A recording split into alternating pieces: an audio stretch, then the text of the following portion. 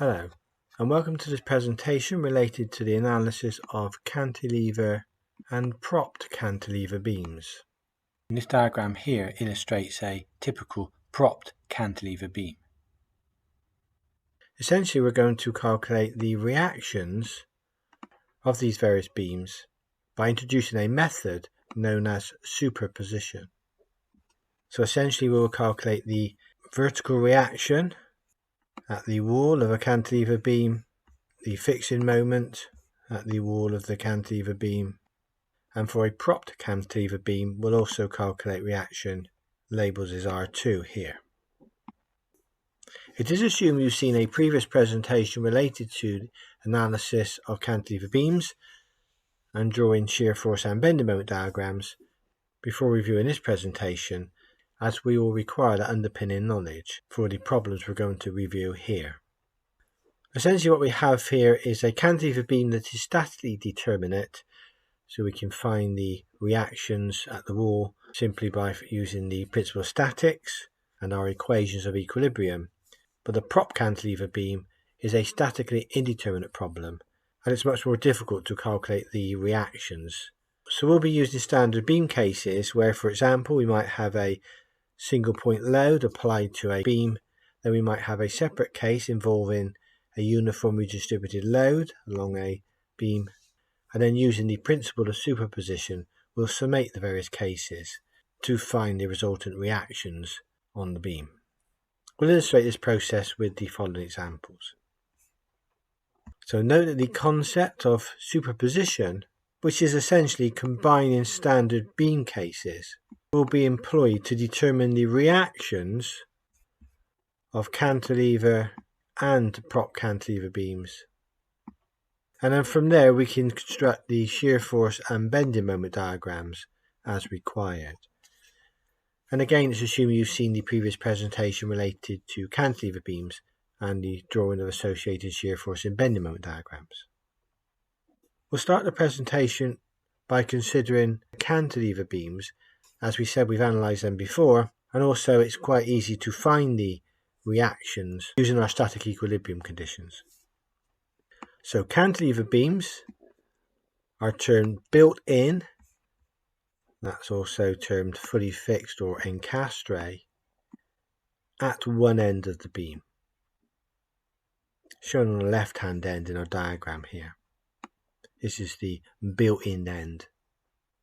Note there is both a vertical force, labelled here RW, and also a fixing moment, labelled here as MW, at the built-in end of the beam, sometimes termed at the wall, because sometimes the cantilever beams might protrude from a wall or concrete structure.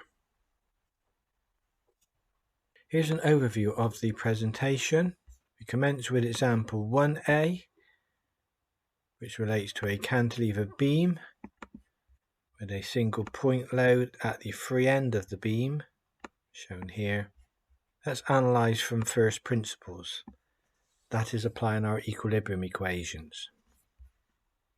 For cantilever beams there are two reactions to find, the fixing moment at the wall here and also the vertical reaction at the wall here. So we need two of the equilibrium equations to solve a cantilever beam. These are termed statically determinate beams. Example 2A, a cantilever beam is now solved but using standard beam cases. Example 2A, we have a point load at the end of the beam but also a UDL acting along the entire length of the beam. Example 3A, again, is a cantilever beam solved from first principles,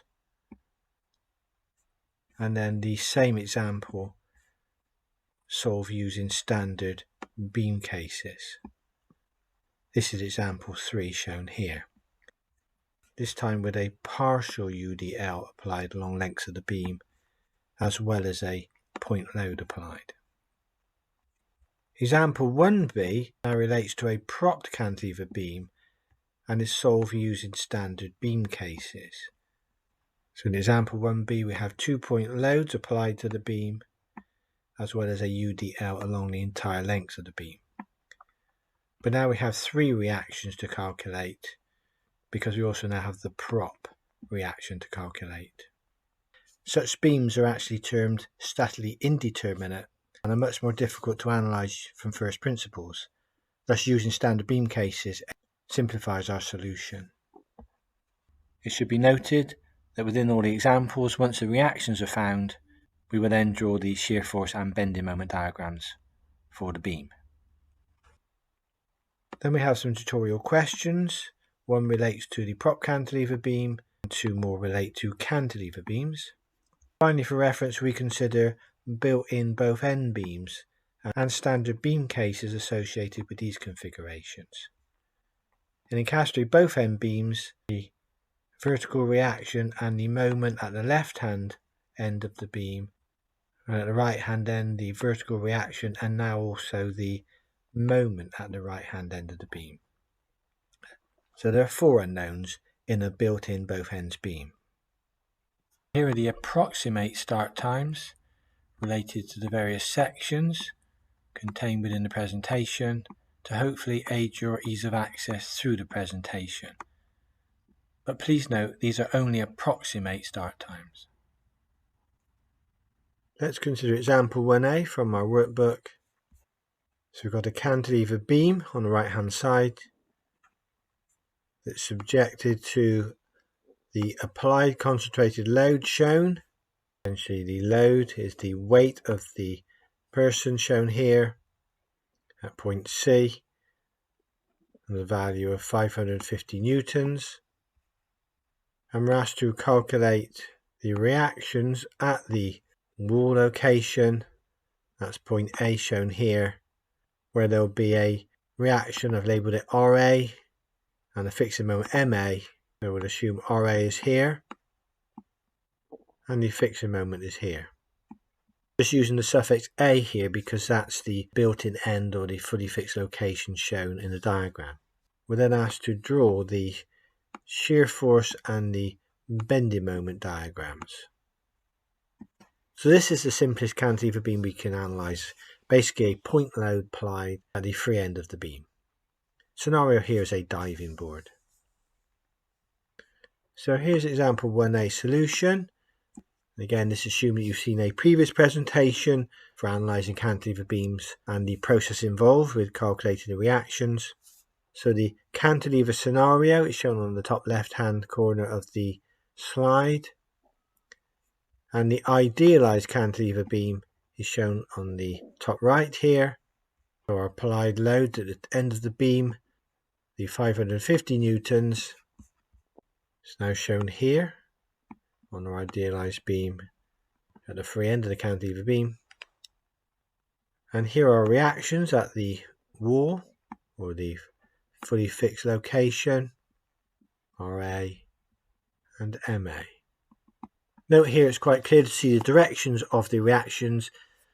Only one point load applied to the beam at the free end of 550 newtons, that's downward. So the only position that downward force can be reacted is at the wall here, so RA must be upwards to balance the downward force. And note that the 550 newtons multiplied by the 3 meter length of the beam produces a clockwise sense about point A. So that's why I've drawn the MA, the reaction, the fixing couple or the fixing moment, in the opposite sense. That is, in an anti-clockwise sense at point A here. So calculate the reactions, our MA and our RA. So summating moments or taking moments about point A on our beam. Remember that the summation of the moments must equal to 0 for equilibrium about any point on the beam. So from our equilibrium equation, the summation of the anti-clockwise moments must equal the summation of the clockwise moments. From the right-hand diagram above, that means MA must equal to 550, that's our force applied, multiplied by 3 meters length of the beam. So MA is 1,650 Newton meters in the anti-clockwise sense shown in the idealised cantilever beam. If we now summate or add up all the vertical forces. Our equilibrium equation would be the summation of the upward forces equals to the summation of the downward forces.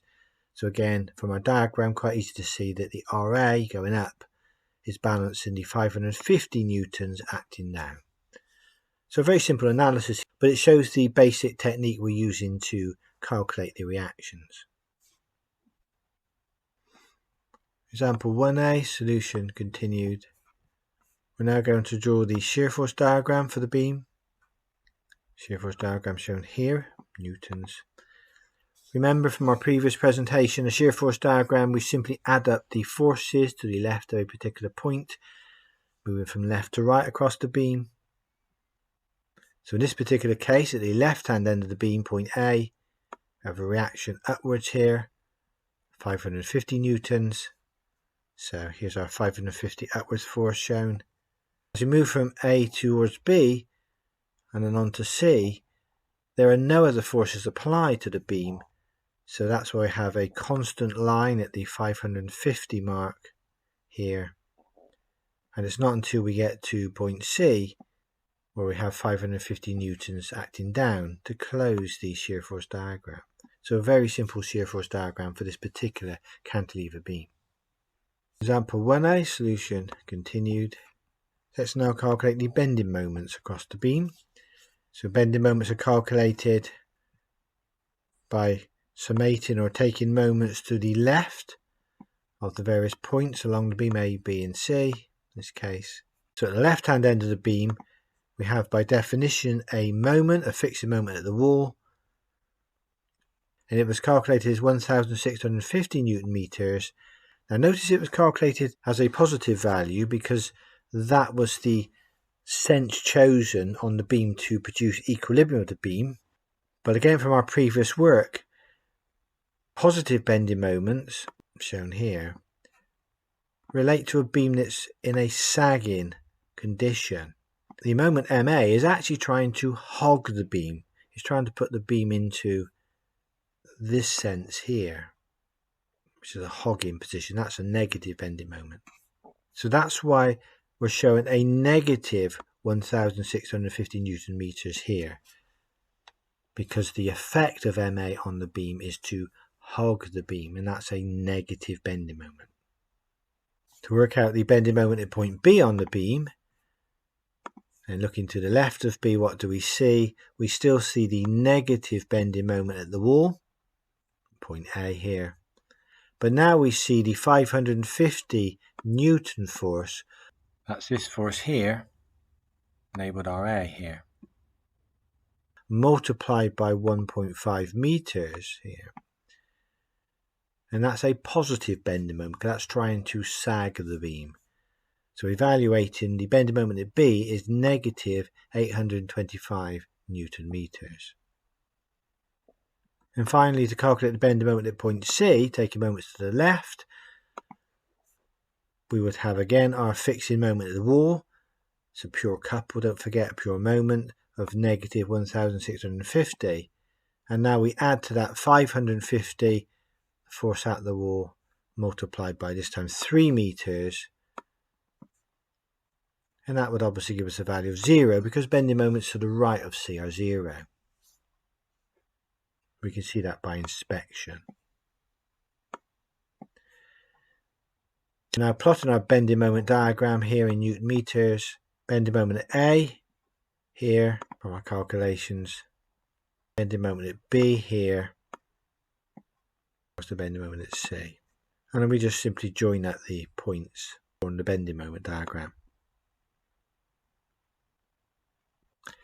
Notice the linear line here shown in red because we're applying point loads only to the beam.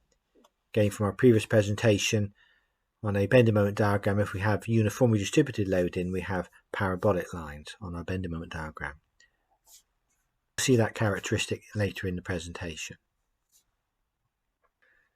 On this slide, we're going to show standard beam cases for calculating the cantilever beam's reaction forces and moments. So in the table below, there are two cantilever beam configurations. The left hand side here we have a cantilever beam with a single point load labelled as P applied on the beam, some distance A from the wall or the fixed end of the beam. The overall length of the beam is L here. And on the right hand side we have a cantilever beam, a uniformly distributed load or UDL, usually symbol omega, partially along the beam, so over length B of the beam. Length A of the beam is unloaded and the total length of the beam is L. To the standard beam cases, and using the principle of superposition we can just summate the various reactions that we calculate from these tables to determine the reactions at quite complicated beam configurations. So on the left hand side for our single point load applied, the reaction at the wall, Rw, we know is simply equal to the applied point load P, so Rw is equal and opposite to P, and the moment at the wall, the fixing moment, called Mw here, that would be equal to the applied point load P multiplied by dimension A, shown in the diagram. Obviously, if P is applied at the end of the cantilever beam, then the value of Mw would be P times L, where A is equal to L. On the right hand side, the reaction at the wall, Rw, is actually calculated from the UDL omega multiplied by the length over which it runs, or acts. In this case that's length B in the diagram above. So that's calculating Rw here. The fixing moment at the wall, Mw, shown here, is calculated from the expression omega multiplied by B, that calculates the total force or total load applied to the beam. And then it's multiplied by B upon 2 plus A. And again, if you refer to our previous presentation, when analysing UDL, we work out the total force from the UDL, and we assume that to act halfway along the UDL span. And in this case, that would be B upon 2, as labelled here. So the total distance of the applied load from the UDL from the wall would be B upon 2 plus A, as shown in the equation. So as I said, we have two beam cases there, different configurations, but we can now use them to analyse a cantilever beam with a point load and a UDL applied. So here's example 2a. Essentially what we're considering here is the previous analysis related to the diving board. So again we have the point load at the end of the cantilever beam, labelled as P here, that will be the 550 Newton load. But we're also now going to account for the self-weight of the diving board, labelled omega here on our diagram. The omega value here is 168 newtons per metre. So this time we're going to calculate our beam reactions, labelled here as Rw in Mw at the wall. But we're going to use our standard beam cases shown on the previous slide. Notice the length is still 3 meters as used in the previous example. Example 2a, solution. So we'll now use our two standard beam cases to analyse this particular problem, using superposition to calculate the reactions at the wall. So firstly, let's consider the beam with a concentrated point load P along its length. So we know from the previous slide that the load P applied is actually 550 newtons, and its actual position is the free end here. So in this case, dimension A in our standard beam case is actually the same as the length of the beam, L, 3 meters. So to calculate the reaction Rw at the wall, shown here, we know that Rw is equal to P, and P is equal to 550 newtons. To calculate the fixing moment at the wall, Mw, shown here, From our standard beam case, that's force P multiplied by dimension A. So force P, 550 newtons, dimension A, in this case 3 meters. So the fixing moment at the wall for the point load case is 1,650 newton meters. If we now consider the standard cantilever beam case with the UDL omega along its lengths, UDL shown here. In our particular scenario, the UDL runs along the entire length of the beam, as shown here. And that makes sense, of course, because the UDL in this case represents the self-weight of the beam or the diving board. From the previous slide, omega is 168 newtons per meter. And in this particular case, dimension B is the total length of the beam, 3 meters again. Dimension A is, of course, 0. So calculating the reaction at the wall, Rw, we know that's omega multiplied by B. Inserting the values, that's 504 newtons. And to calculate the fixing moment, Mw, at the wall, for our formula, that's omega B multiplied by, in brackets, B upon 2. Add the A. Again, inserting the values, omega is 168. Dimension B in this case is 3. And in the bracket, B divided by 2, that will be 3 divided by 2. And of course, in this scenario, A is equal to 0. So Mw evaluates to 756 newton meters for the UDL beam case. So to calculate the total reaction force, Rw, we simply summate the above two Rw's. So from the point load beam case, 550 newtons. From the UDL case, 504 newtons. So the total reaction force, Rw, from these two standard beam cases is 1,054 newtons. That's applying the principle of superposition. So by the same process of using superposition, we can find the fixing moment at the wall by simply adding up the above two MWs for the point load case, for the UDL case. So the total fixing moment at the wall is 2,406 Newton meters. So we've analysed our diving board with a point load at the end and the UDL along the entire length, this time using two standard beam cases and the principle of superposition. Let's consider example 3a, a slightly more complicated example. I'm going to show you the full worked solution here. So we're asked to draw the shear force and bending moment diagrams for the cantilever beams shown below.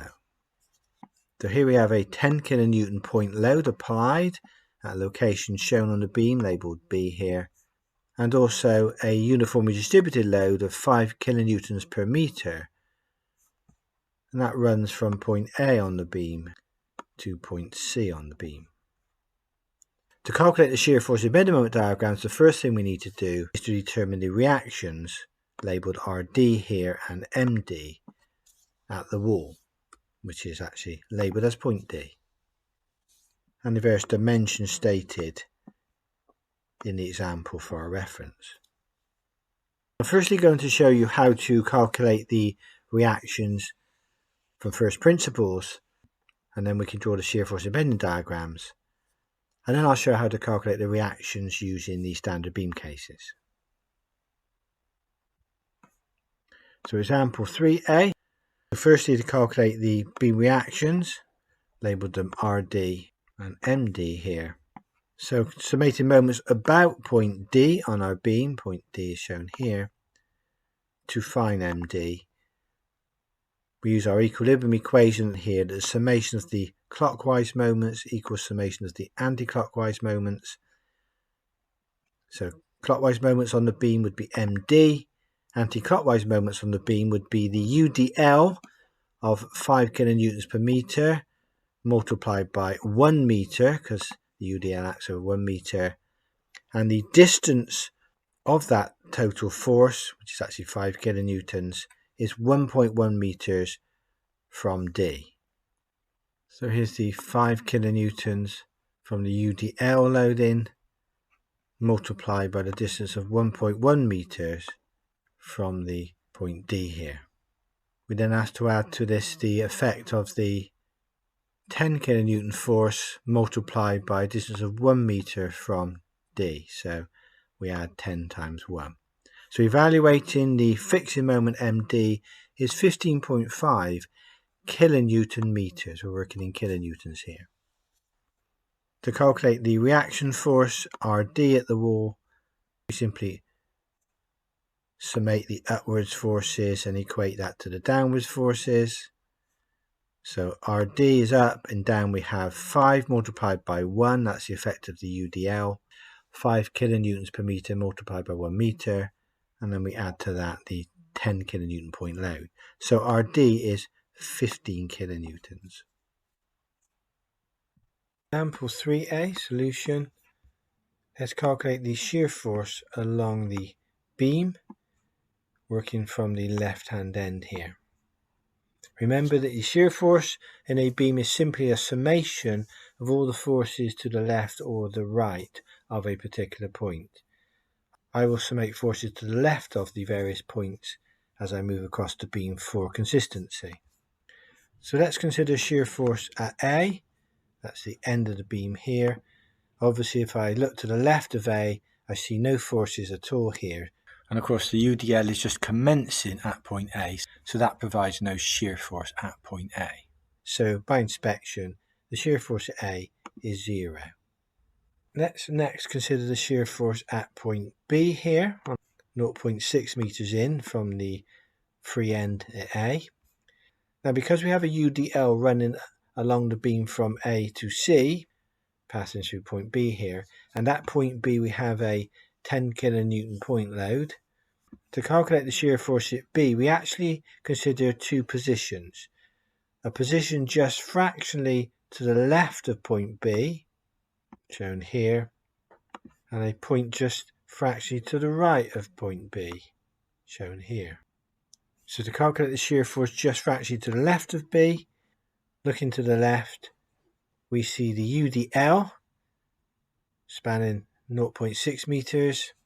So the UDL is 5 kilonewtons per meter. Multiply that by the 0.6 meter length. And notice it's a negative 5 here. And that's because our positive shear notation is shown in this sense here. And effectively at point B, our shear force is in this sense here, in the opposite sense. So it's a negative shear force here, hence a negative in the calculation. Evaluating, that becomes negative 3 kilonewtons. And if we now consider the shear force just to the right of B, we will have this calculation here. We still have negative 5 kilonewtons per meter multiplied by 0.6 meters. But now we have the 10 kilonewtons to consider. It's acting downwards, so inducing negative shear again. So we minus the 10 kilonewtons. So that evaluates to negative 13 kilonewtons, just fractionally to the right of B. So when we construct our shear force diagram later on, we'll find we have this vertical step in a downward sense is applied to the beam.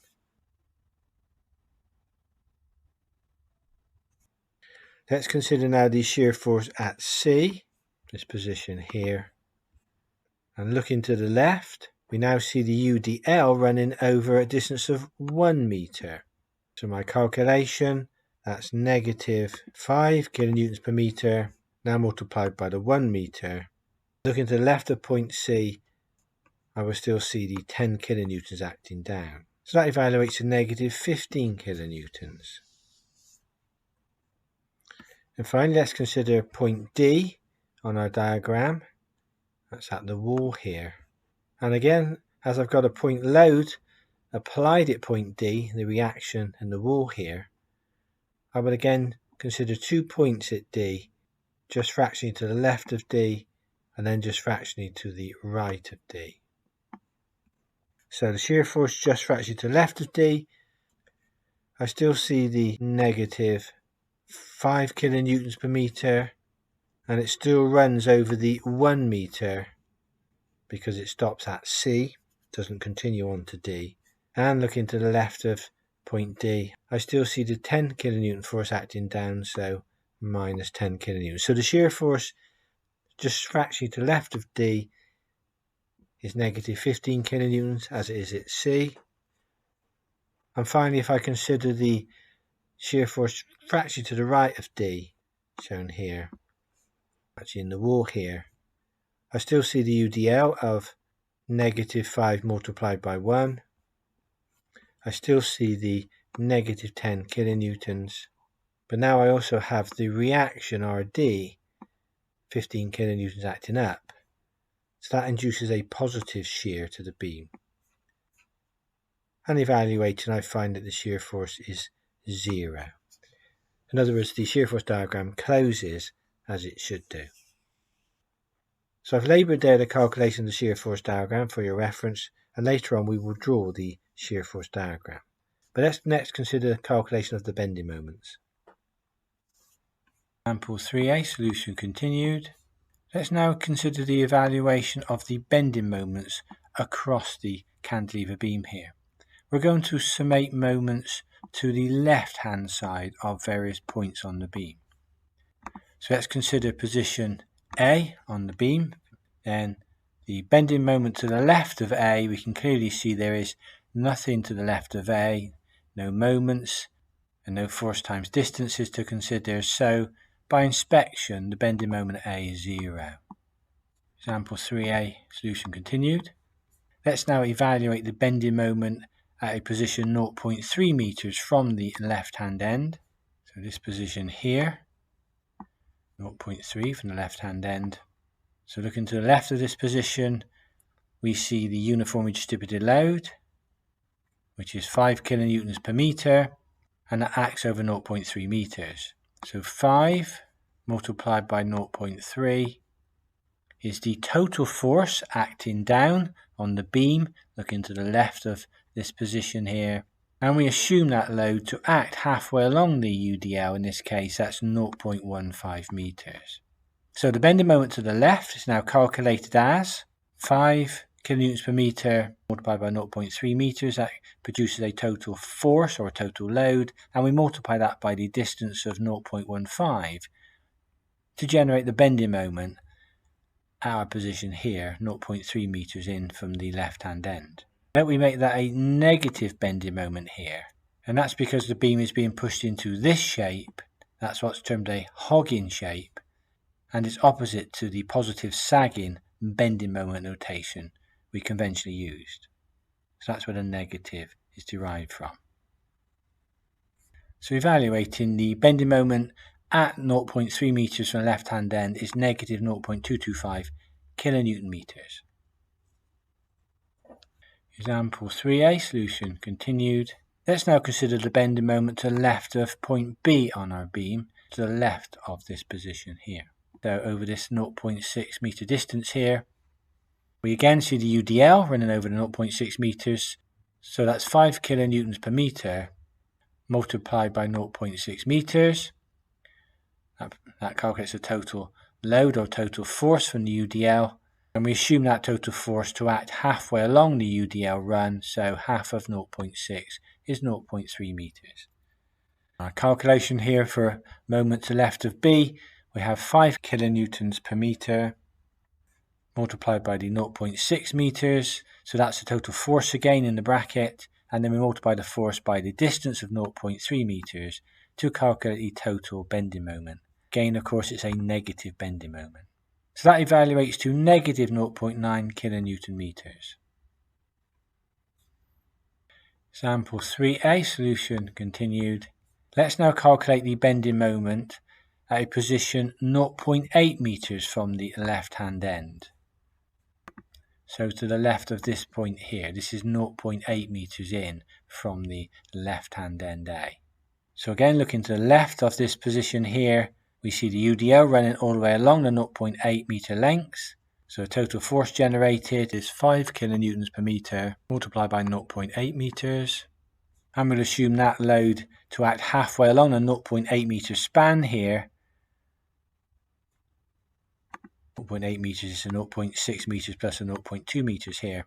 So half of 0.8 is 0.4. So this distance across here is the moment arm for our UDL from this location here, 0.8 meters in from the left-hand end. So back to our calculations, the total force is 5 kilonewtons per meter multiplied by 0.8 meters. That's multiplied by the moment arm of 0.4 meters. But now also looking to the left of this position here on our beam, we now see the 10 kilonewtons, and that's a distance of 0.2 meters away. So I now have the negative 10 and multiplied by 0.2. Notice all the bending moments are negative because both the UDL and the point load are again trying to hog the beam into this shape. So again, they're negative bending moments. So we have a negative here and a negative here to account for the hogging effect. Evaluating the bending moment at 0.8 meters in from the left-hand end is negative 3.6 kilonewton meters. Example 3a, solution continued. Now for the next two positions, I'm actually going to summate moments to the right of the points. This is point C and D. So let's consider the moments to the right of point C. Here's point C. We're now considering moments to the right of this position here. What do I see looking to the right? Well, I actually see a positive bending moment generated by this force RD of 15 kilonewtons multiplied by the distance of 0.6 meters, because that's 0.6 meters away from point C here. So here's a positive bending moment of 15 multiplied by 0.6. The RD times 0.6 is trying to do this to the beam, so of course that's a positive bending moment. But also looking to the right of point C, I see the fixing moment at the wall, MD as it's labelled here, of 15.5 kilonewton meters. Now note that is a pure fixing moment, a pure couple. That's the same moment wherever we consider along lengths of the beam. That moment is always there. So when we look to the right, of course, we see that moment. And it's a negative moment because, again, it's going against our sign convention here. So that's why we subtract 15.5. But notice there's no distance. We do not multiply that by 0.6 meters because that is a pure couple, a pure fixing moment.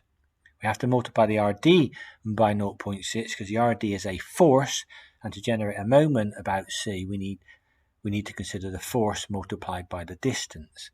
Evaluating the bending moment at C is negative 6.5 kilonewton meters. Example 3a, solution continued. We're still summating moments to the right of our points now. This is point D we're considering. So the bending moment to the right of D, so I'm at this position here now on my beam, and if I look to the right of D, I see the fixing moment in the wall. I see MD is equal to the 15.5 kilonewton meters. And don't forget that will be a negative bending moment because it's actually trying to hog the beam. So at bending moment at D at the wall location, negative 15.5 kilonewton meters by inspection. Example 3, solution continued. Here is the plot of the shear force diagram. Notice the linear line indicates a UDL applied here. Here's the vertical point load, 10 kilonewtons vertically down. Then we continue the UDL loading for the 1 meter lengths from the left hand end. No loading applied between point C and D on our shear force diagram here. And of course at point D, the reaction at the wall, RD, closes the diagram. So that's how we construct the shear force diagram. The bending moment diagram shows a parabolic shape here to point B on the diagram, 0.6 meters in. Then the following line looks like a linear line, but it's not quite a linear line. It does have a slight curvature to begin with, up to around 1 meter here. But it's the effect of the 10 kilonewton load that gives it this linear looking fashion. It kind of overpowers the UDL. So that's drawn to a moment at the wall, point D, of 15,500 500 Newton meters. So that's what the shear force in bending moment diagram looks like for a cantilever beam, and again we've reviewed this approach in a previous presentation. So example 3a solution continued, but now we're going to calculate the cantilever beam reactions, but using the standard beam cases we outlined previously. I've just shown the cantilever beam turned around so it relates directly to the standard beam case configurations. So example 3a solution continued. So here are our beam configurations. Firstly, here we have a beam with the point load P. Now our point load in this case is 10 kilonewtons. P is 10 kilonewtons. And it's basically applied at a position A of 1 meter from the left hand end of the beam as shown here. So A is 1 meter in this case. Remember, I've shown the beam the opposite way round to align clearly with the standard beam cases here. So our A dimension here is equal to 1. We can calculate the reaction at the wall very easily. In this case, it's just simply equal and opposite to the applied force P, 10 kilonewtons. And we can calculate the moment at the wall. Formula is P multiplied by A. P is the 10 kilonewtons, A is the 1 meter. So 10 kilonewton meters is the fixing moment at the wall. So we've now calculated RW and MW. They were termed RD and MD on our previous slide. Now considering the second beam case with the UDL omega. Omega is just partially over the beam. Length B. So from our information given, the omega is 5 kilonewtons per meter, and length B, over which the UDL runs, is 1 meter, 0.4 added to 0.6 meters here. Note the dimension A is 0.6 meters in our diagram. We can now calculate the reaction. RW is omega multiplied by B. So that's 5 multiplied by 1. So 5 kilonewton reaction at the wall. And we can calculate the fixing moment MW at the wall from our formula omega B multiplied by, in brackets, B upon 2 add A. So that's our 5 multiplied by 1. In brackets we've got 1 meter divided by 2 plus 0.6 meters for A. So that's 5.5 kilonewton meters. So now we can summate the reaction force at the wall, summation of RW. That's 10 kilonewtons from the point load case, added to 5 kilonewtons from the UDL. So reaction at the wall is 15 kilonewtons. And we can calculate the fixing moment at the wall MW. So that's 10 kilonewton meters from the point load case, added to 5.5 kilonewton meters from the UDL case. So that totals a fixing moment of 15.5 kilonewton meters.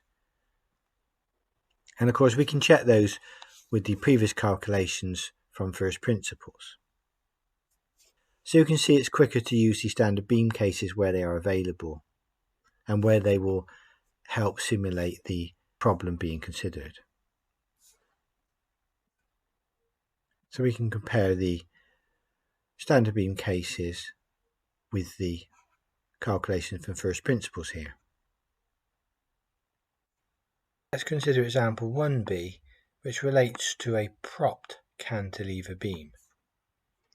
So the beam configuration below is known as a propped cantilever beam that is encastre, that is built in or fully fixed, at the left hand end as shown here, and propped at the right hand end shown here. In other words, at the left hand end where it's fully fixed, where the beam is encastre, we have a vertical reaction labelled RW1 shown outwards for this configuration, and we have the fixing moment in the wall labelled MW1 stated in an anti-clockwise sense for this beam configuration. In the right hand end we have reaction R2, in this case the upwards vertical force shown here. We're given that point loads labelled P1 and P2 in the diagram, shown here and here, are 1500 newtons and 3000 newtons respectively, and dimensions labelled as A1 and A2, shown here and here, are 1 meter and 3 meters respectively. We're asked to determine all the reactions, assuming the uniformly distributed load, UDL, shown as omega here, is 500 newtons per meter, and the beam span is 5 meters, that's L, shown here. So what we're going to do to solve this problem is to make use of the standard formulae shown on the next slide as required to determine reactions R1, reactive force at the wall, reaction R2, the prop reaction, and the MW1, the reactive fixing moment at the wall. Example 1 continued. Just for ease of reference, I've added the various numerical values stated in the question to the diagram.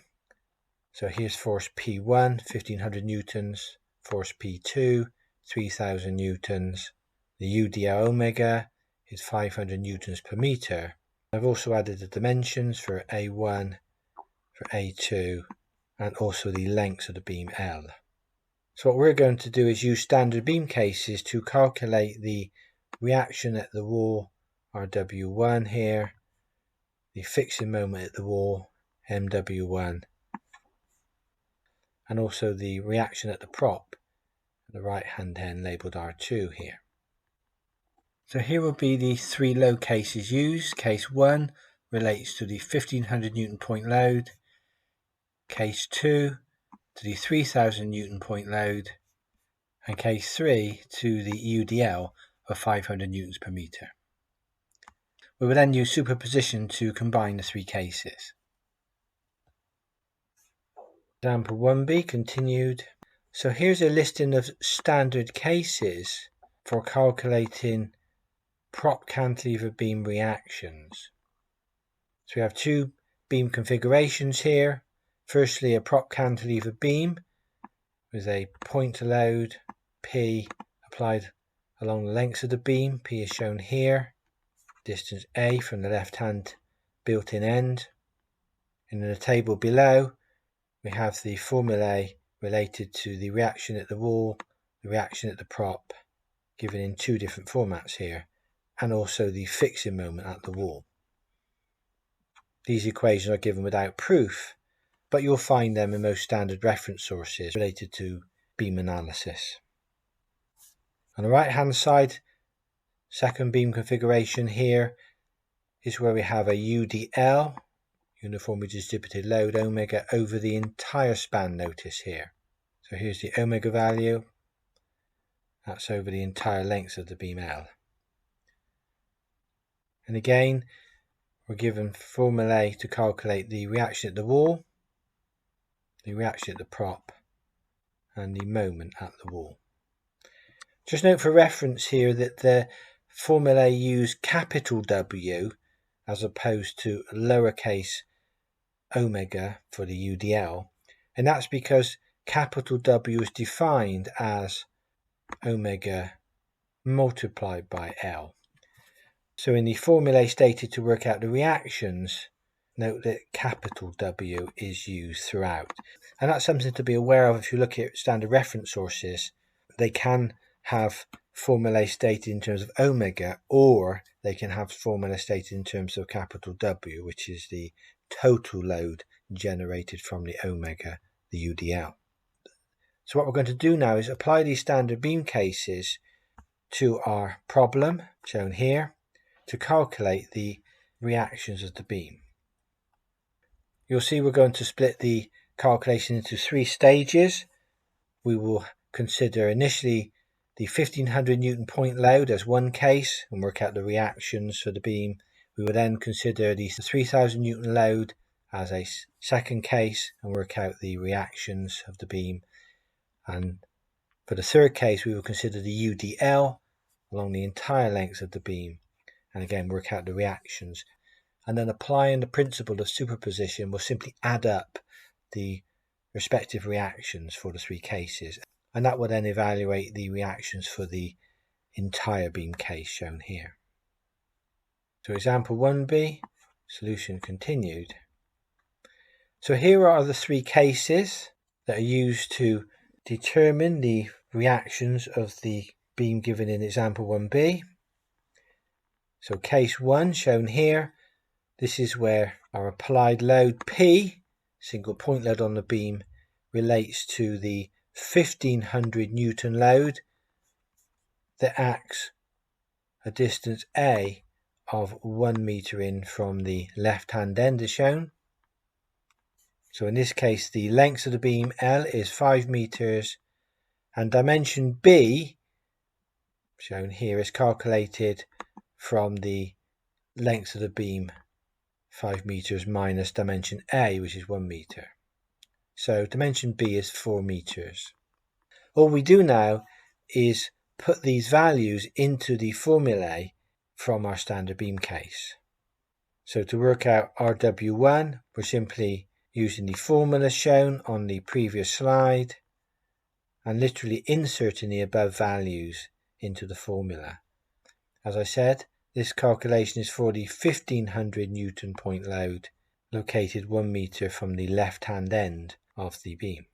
Reaction RW1 evaluates to 1460 newtons. To work out R2, I'm simply using the formula of the downward load P minus RW1 calculated above. So R2 evaluates to 84 newtons, and then MW1, the fixing moment at the wall, again using the formula that's stated on the previous slide for our standard beam case, inserting the 1500 Newton point load, dimension A here, we can calculate the MW1, which is 1080 Newton meters. So that's case 1, and that's now considered the 1500 Newton load. Case 2, we're now going to consider the second P value, P2, I've labelled it here, as 3000 newtons, and that acts distance A from the left hand end of 3 meters. The process is exactly the same now to calculate the RW1, R2 and MW1. So I'll let you work through those calculations at your own pace. Here's RW1, here's R2, and here's MW1 calculated. Same process as for case 1. So that load case is now calculate the effect of applying the 3000 Newton point load here. And finally, what I've termed case 3 here, this now accounts for the UDL acting along the entire length of the beam, omega. As I said previously, we first of all have to calculate the capital W, which is the omega multiplied by the entire length of the beam here. On the question, the omega is 500 newtons per meter. We know the length is 5 meters. So we can calculate capital W. It's 2500 newtons. That's our total force or total load applied downward from the effect of the UDL. What I'm going to do now is put the values calculated here into the respective equation to calculate RW1, shown here, R2, shown here, and also the fixing moment of the wall, shown here. So we've now accounted for the UDL applied to our beam. So now we've considered the total loading on the beam using the respective loading configurations we've been given. Now we apply the principle of superposition, and literally for R1 we add up the 3 separate values that we've calculated. So for our total beam configuration, that's approximately 4683 newtons. Adding up the R2 values from these 3 separate cases, that's approximately 2318 newtons. And finally adding up the MW1 values for our 3 separate load cases. That's approximately 5,163 Newton meters. Example 1b, solution continued. So here are the calculations for the shear force diagram along the beam at 1 meter intervals from the left hand end. Here is shown the full loading on the beam and all the reactions we calculated on the previous slide for reference. So calculating the shear forces at the left hand end here, distance 0 meters from the left hand end, we can clearly see the shear force is 4,683 newtons generated here. That'll be a positive shear force to our notation. At 1 meter in from the left hand end, we calculate actually 2 shear forces. You remember from our previous analysis, we consider shear forces just fractionally to the left of the point load here and then fractionally to the right of the point load. So we actually have 2 values of shear at this location of 1 meter in from the left hand end. So that evaluates to 4,183 newtons and 2,683 newtons. So there'll be a jump at 1 meter in for the beam on the shear force diagram due to the 1500 Newton load applied. Shear force at 2 meters in from the left hand end of the beam calculated here, 2,183 newtons. And again at 3 meters in from the left hand end of the beam, we have another point load. So again we consider just before and just after the point load to determine the step in the shear force diagram. Notice the shear is changing sign here also. Then we consider shear force at 4 meters in from the left hand end of the beam, and essentially the shear force will close at 5 meters in from the end of the beam.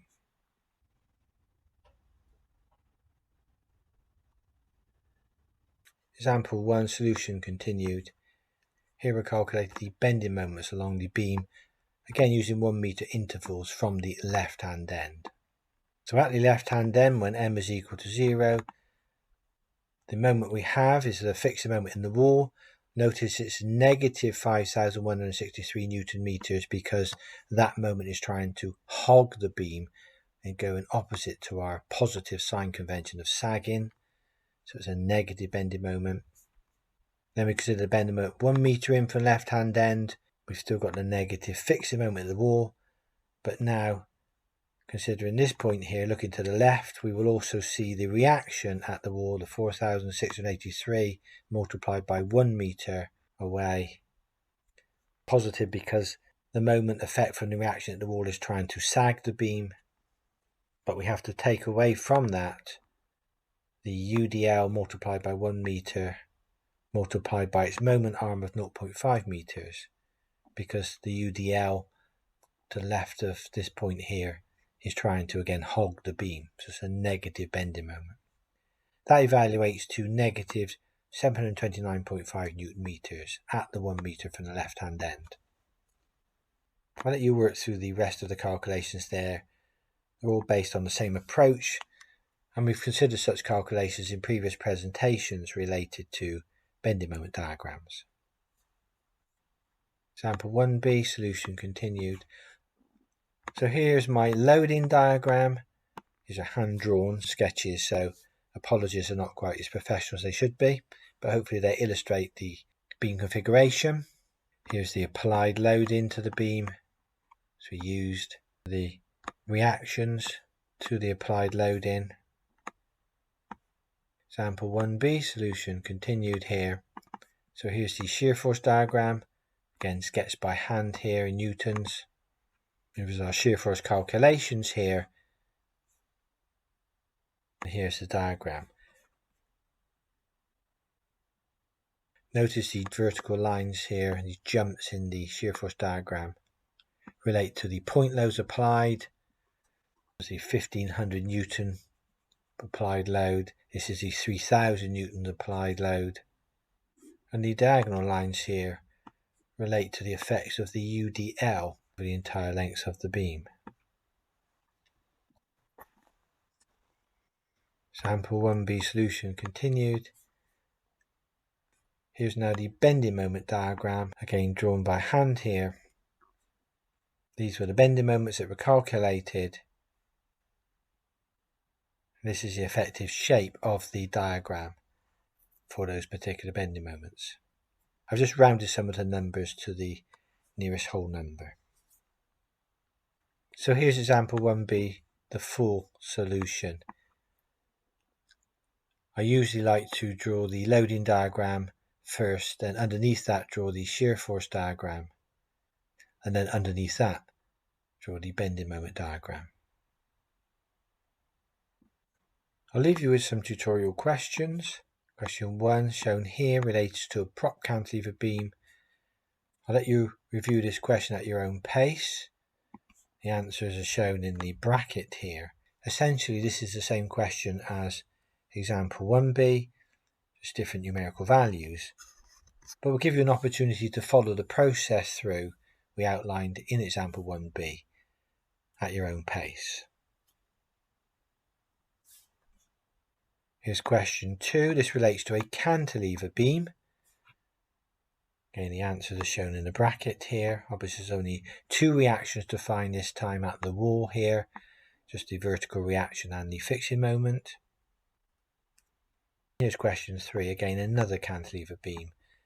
Again you've got to calculate the reactions at the wall, but this time we have both point loads and a uniformly distributed load applied here. I would encourage you to start the presentation and attempt questions 1 to 3. And just purely for reference, here are some further beam configurations, very standard formulae you'll find in most engineering reference sources, but this relates to totally encastre beams, so encastre at both ends. So notice now we have 4 unknowns, what's referred to as M1 and RW1 on the left hand side here, and M2 and RW2 on the right hand side. So this is an encastre both ends beam with a point load, and this is the configuration of an encastre beam both ends with a UDL over the entire span, shown here and labelled omega. Notice in this case for reference, the bending moment under the applied load P can be calculated from this formula, and for the UDL beam, the bending moment at the midspan is also given in the table. But again, that's just for reference, and there are many more types of standard beam case we can refer to as required. I'll leave you with question 4. If you want to solve an encastre both ends beam, it's built in both ends, using the formulae on the previous slide, we're asked to calculate the reactions at the left hand end of the beam and at the right hand end of the beam, given the dimensions stated here for the beam shown below, and also the loading here for the configuration shown below, having 2 point loads and 1 UDL along the entire length of the beam. For reference, the answers are stated here in the bracket. Left hand end and right hand end.